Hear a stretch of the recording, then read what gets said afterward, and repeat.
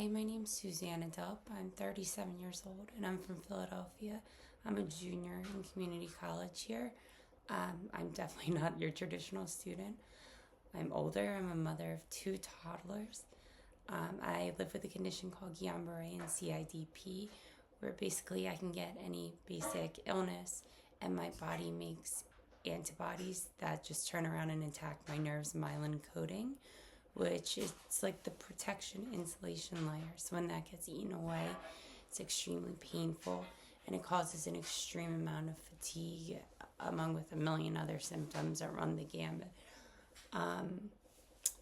I was diagnosed at 27 when I woke up one morning paralyzed and unable to walk. At the time, I thought that was life's biggest curveball, and it turned out just not to be.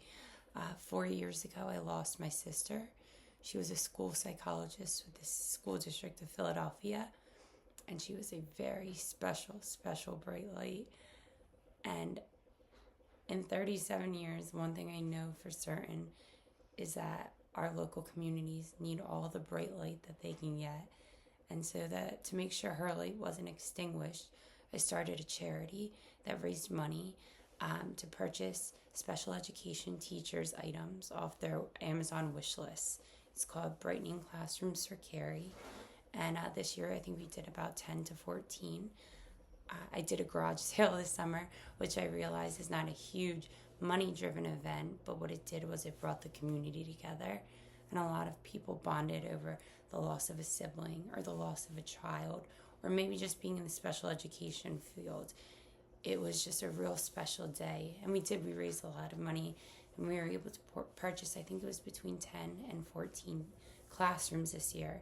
And I am just hoping to expand that. I do have to say I apologize if this video isn't as polished as some of the other candidates, because, well, for one, I'm sick, but I got sick at around the time or at my brother's funeral. 2 Saturdays ago on his birthday, he was murdered in Center City. And a few days ago, we had his service.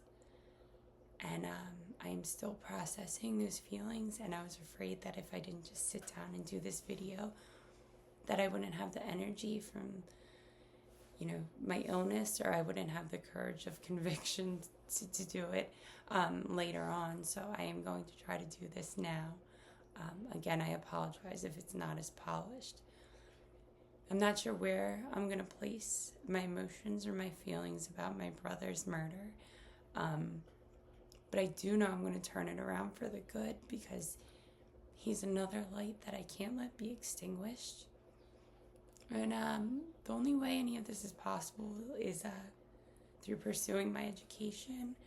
I mean, it's not the only way it's possible, but I know it's the way that makes me proud, makes my family proud, my kids proud, and I know it makes my sister and brother proud. So I really appreciate this opportunity to continue my education and hopefully continue my good works. I believe that, sometimes God's plan is too divine for us to understand on this earth, but I'll figure it all out eventually. In the meantime, I just try to continue to spread whatever good light that I can while I can do it.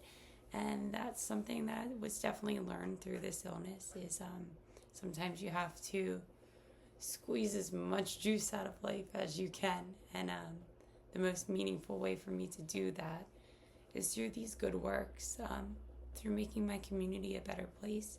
And I think if even just a handful more of us did just a handful more in our communities, just put in maybe like 10% more effort, we would see such a difference. We would see such unity. And I would really hope that we would see that there's not as much division as there is unity and love, because everything that I've experienced in my community in doing these outreach efforts has been nothing but love. And I really appreciate them for that. And I appreciate your time.